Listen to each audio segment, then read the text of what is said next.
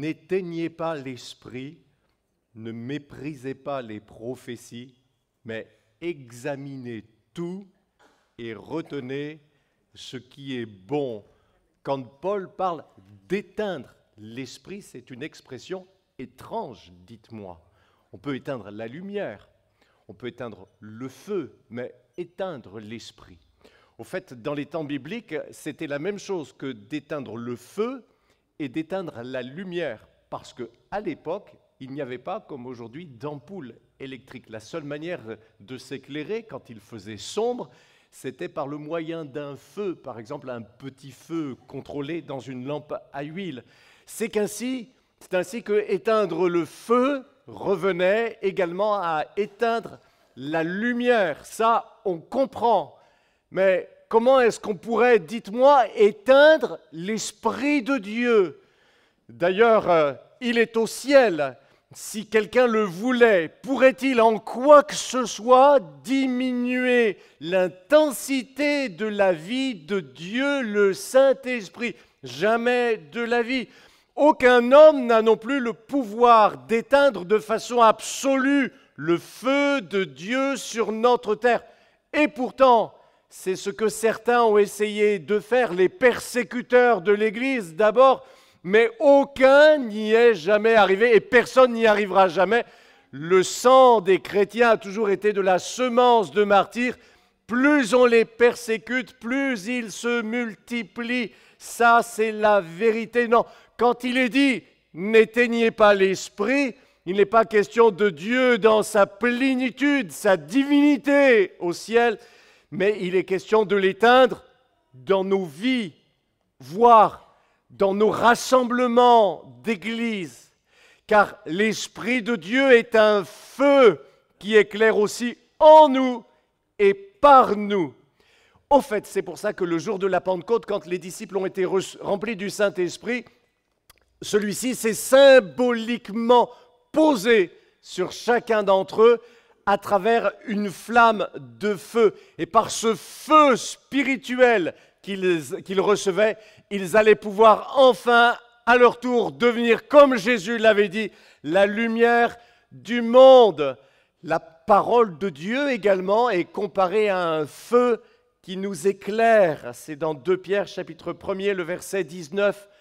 De plus, nous avons la parole des prophètes sur laquelle nous pouvons nous appuyer fermement.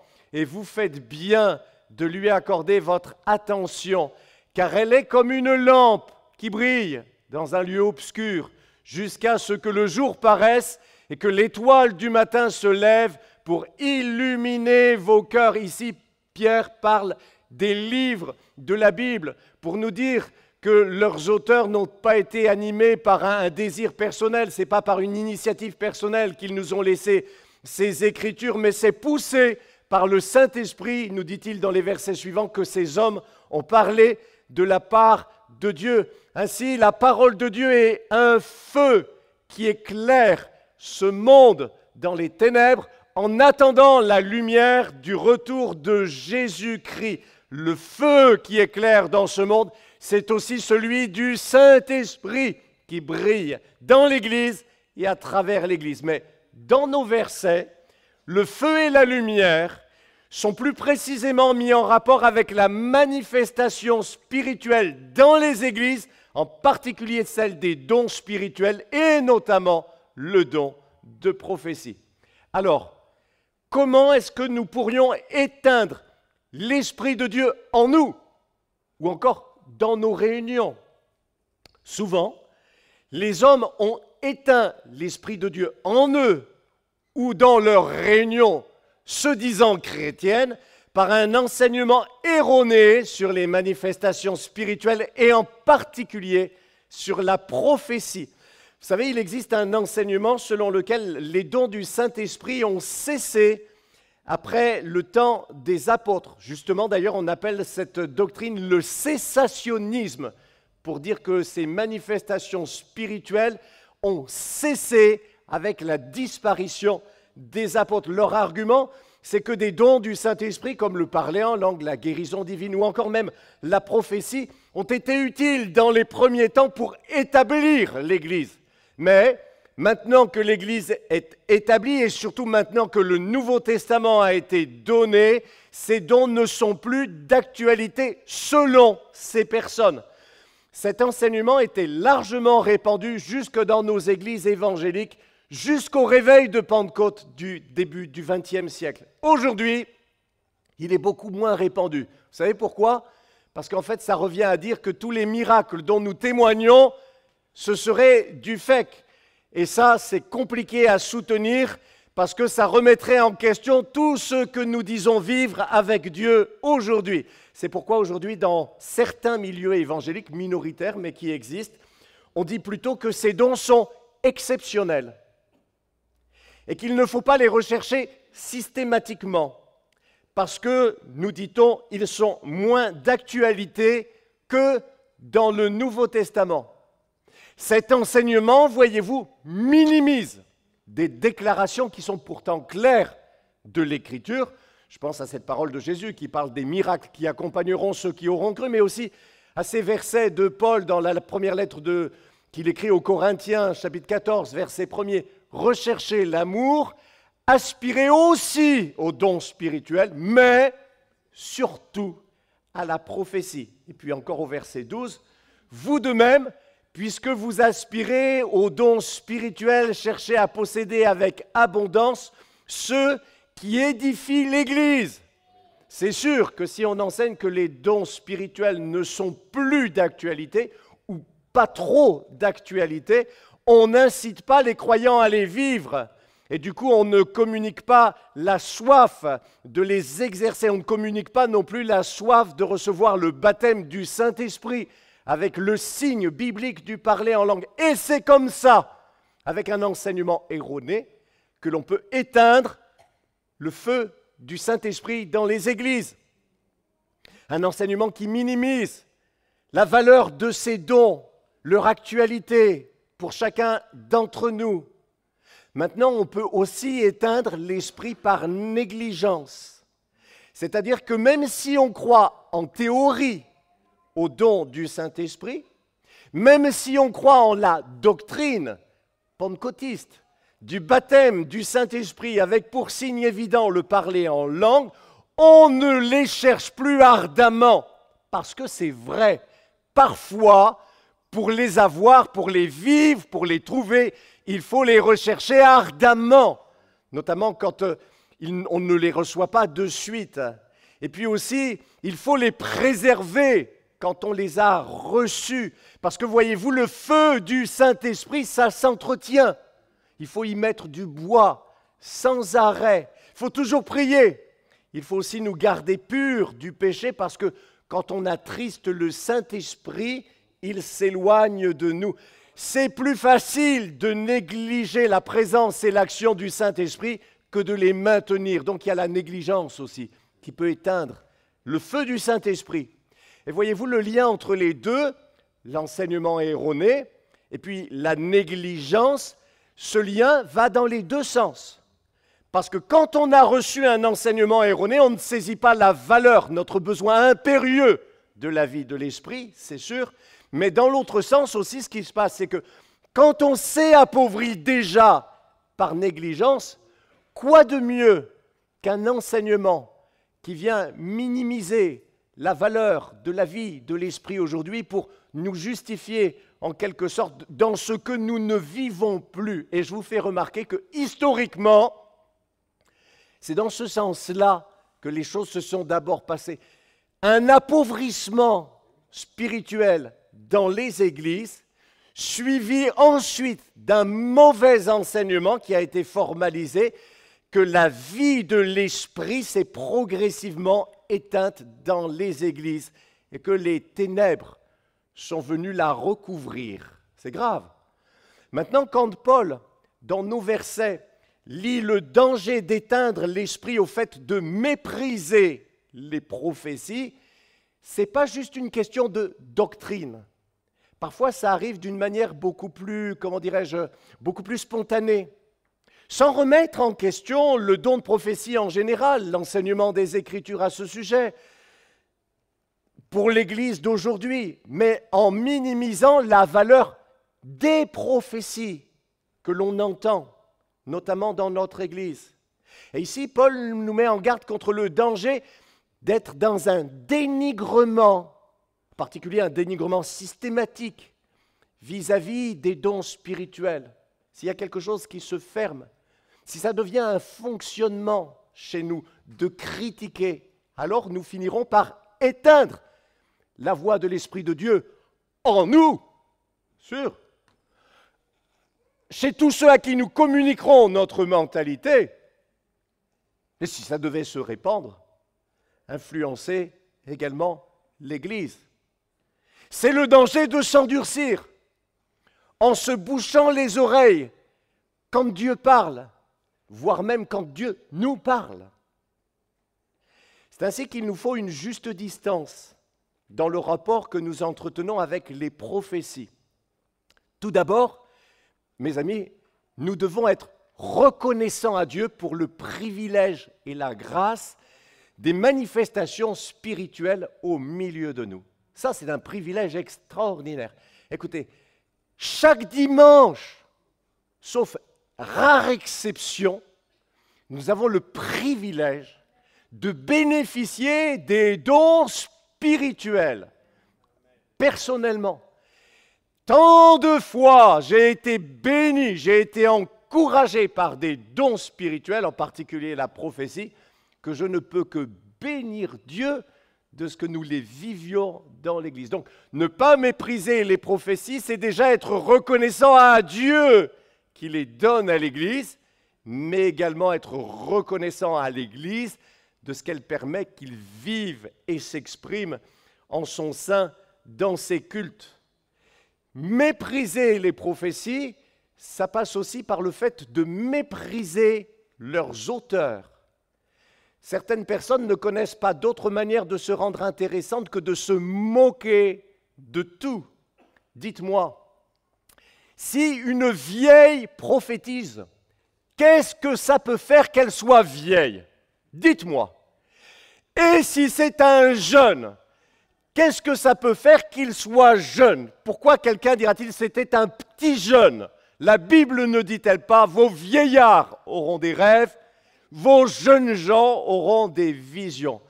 Et si le niveau de français n'est pas impeccable dans une prophétie, ça n'empêche pas une authentique inspiration de Dieu. Il faut quand même que ce soit compréhensible, dites-moi. Par contre, notre responsabilité, c'est de tout faire pour ne pas rendre les prophéties méprisables. Peu importe qu'il s'agisse d'un jeune ou d'un vieux, d'un homme ou d'une femme, qu'il soit très éduqué ou qu'il ne le soit pas, si c'est toujours la même prophétie à un ou deux mots près tous les 5 dimanches, là, ça pose question. T'es sûr? T'es vraiment sûr que toutes les 5 semaines, Dieu nous dit la même chose par ton intermédiaire? Là, j'ai un doute, parce que, mes amis, dans ce cas-là, c'est très probablement plutôt l'esprit d'un homme qui nous parle, ou d'une femme, plutôt que l'esprit de Dieu. Idem, si la personne n'est pas crédible parce qu'elle va d'église en église. Je suis désolé, c'est pas la vie chrétienne. Idem, si cette personne vit dans l'adultère. C'est pas la vie chrétienne. Idem, si cette personne est en guerre avec ses pasteurs. C'est pas la vie chrétienne. Idem, si cette personne cherche à régler ses comptes par des prophéties interposées. Les responsables de l'Église doivent recadrer ces choses pour ne pas rendre les prophéties et l'exercice du don de prophétie méprisable par ces gens-là. Nous devons faire la différence entre le fait que Dieu parle par qui il veut et la dignité, je dirais même la sainteté du culte sur lequel nous devons veiller. Même si dans l'Ancien Testament, vous savez, le roi pieux, Josias, n'a pas su écouter un roi païen, le pharaon Nécho, dont la Bible nous dit pourtant qu'il lui parlait, Nécho lui parlait de la part de Dieu. Ça ne fait pas, dites-moi, Ça ne fait pas de Néco un prophète de l'Éternel, autorisé à prophétiser dans les assemblées de l'Éternel. Pareil pour l'ânesse de Balaam. Dieu parle par qui il veut, mais l'Église ne doit pas laisser n'importe qui exercer les dons spirituels en son sein. Il y va de la crédibilité de la prophétie et il y va de la sainteté et du respect de l'Église. De la même manière, le désordre dans les parler en langue dans les réunions font mépriser les dons spirituels en général. 1 Corinthiens, chapitre 14, versets 27 et 28. « Si l'on se met à parler en des langues inconnues, que 2 ou 3 personnes au plus le fassent, chacune à son tour, et que quelqu'un interprète ce qu'elles disent. S'il ne se trouve personne pour les interpréter, que chacun d'eux renonce alors à s'exprimer à haute voix dans l'assemblée, qu'il parle seulement à lui-même et à Dieu. » Dans l'assemblée de Dieu de Franceville, il y a un brave frère qui tous les dimanches donne le même parler en langue au mot près. Visto de la vista, il y a la vista, espiritu, spirita, spiriti, et ainsi de suite. Et tous les dimanches, c'est le même parler en langue. Suivi, ça c'est étrange, à chaque fois d'une interprétation différente. Mais alors ça, c'est bizarre. Depuis belle lurette, les adolescents de l'Église se sont amusés pendant le culte à noter chaque parole du parler en langue de ce brave frère. Tant et si bien qu'ils l'ont appris par cœur.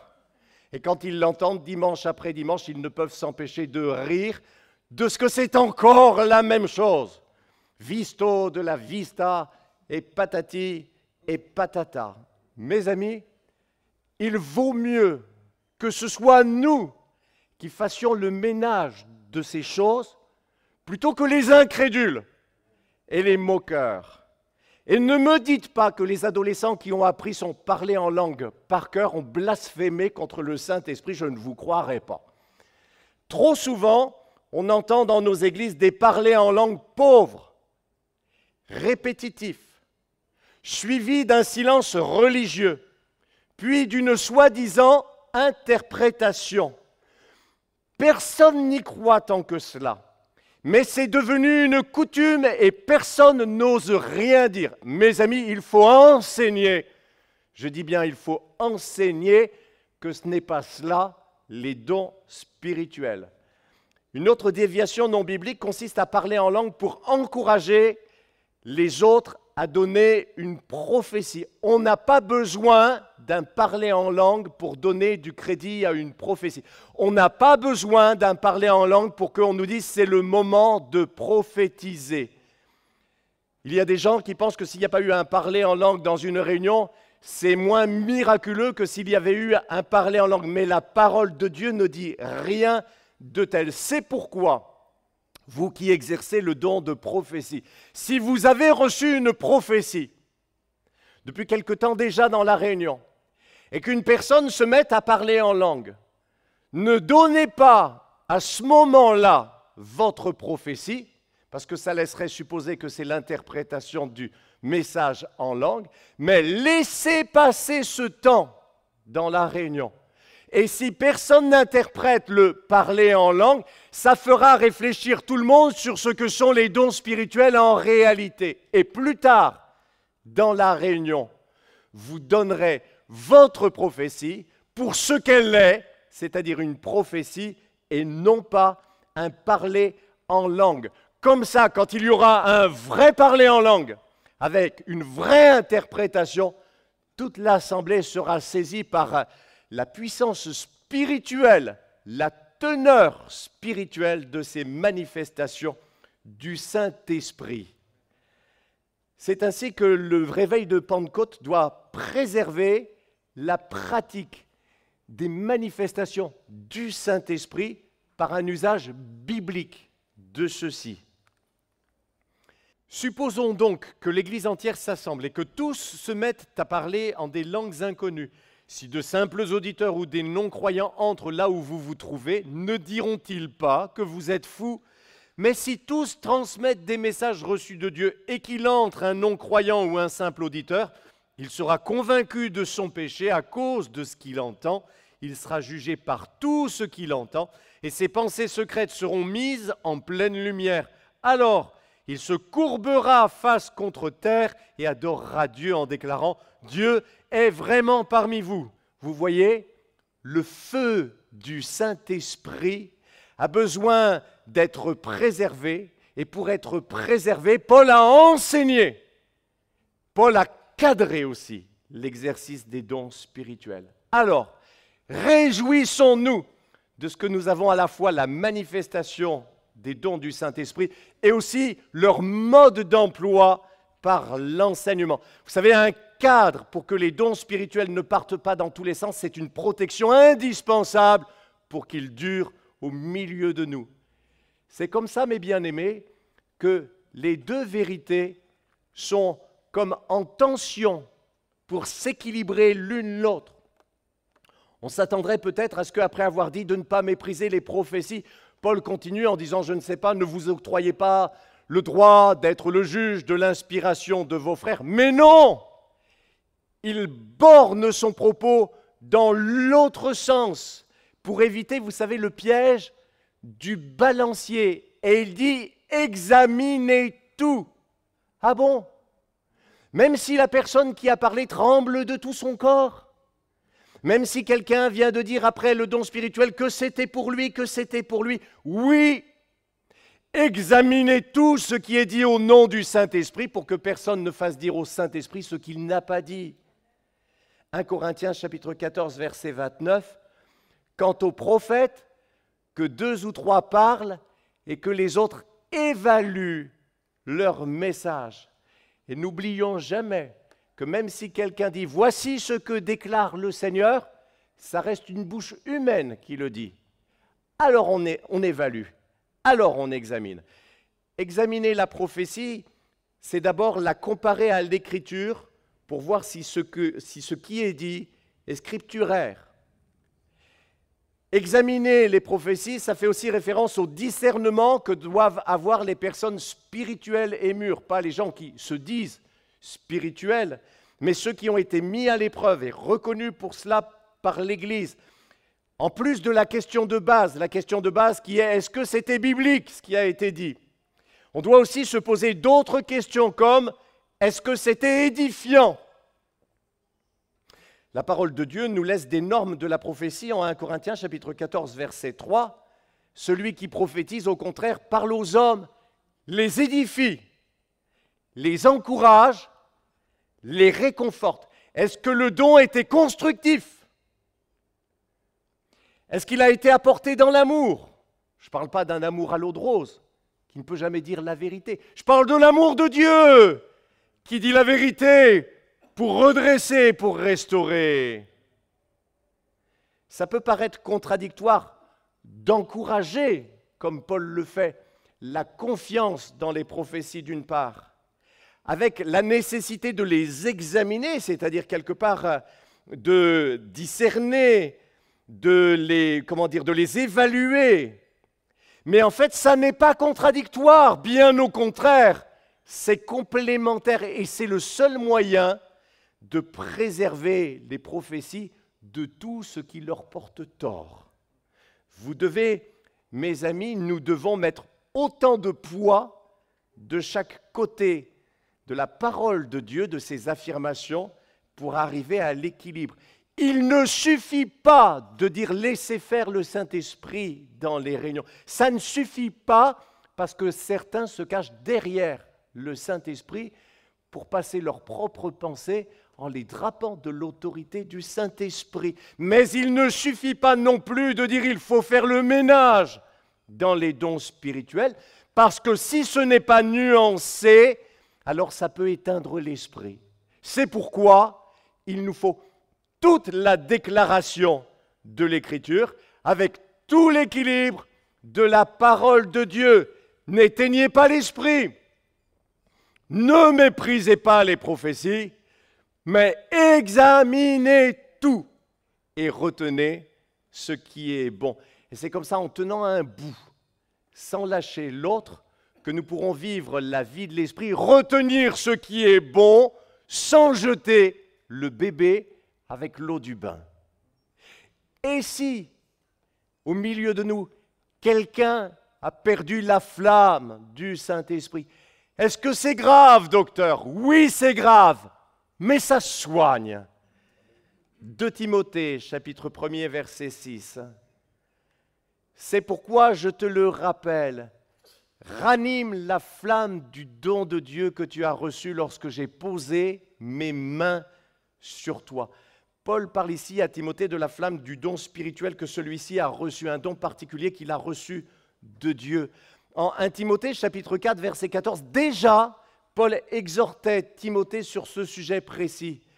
Ne néglige pas le don que tu as reçu, celui qui t'a été donné d'après une prophétie, lorsque le conseil des anciens a posé les mains sur toi. Les 2 versets dans les 2 lettres de Paul à Timothée sont liés et ils parlent très certainement de la même chose. Voyez-vous, le jour où Timothée a été reconnu officiellement serviteur de Dieu, ça s'est passé dans une réunion solennelle, au cours de laquelle Paul et les autres anciens ont posé leurs mains d'une façon symbolique, mais aussi très solennelle, sur Timothée, afin de le consacrer au service de Dieu. Et voyez-vous, pendant qu'ils posaient leurs mains sur Timothée, et pendant qu'ils priaient pour lui, il y a eu une prophétie. Et cette prophétie révélait un don particulier, extraordinaire, que Dieu accordait à ce jeune serviteur du Seigneur, pour qu'il puisse avec efficacité remplir son service d'homme de Dieu. Peu importe le don en question, comme ça on pourra tous s'identifier à Timothée. Cependant, si le don que Timothée avait reçu était merveilleux, authentique évidemment, il fallait encore qu'il soit entretenu, c'est-à-dire exercé, pour qu'il vive. C'est un peu comme un sportif de haut niveau. Il doit s'entraîner tous les jours, sinon il baisse dans sa forme. Et malheureusement, il ressort de nos 2 passages, des 2 lettres de Paul à Timothée, que celui-ci, justement, avait quelque peu négligé ce don, pourtant merveilleux, que Dieu lui avait fait.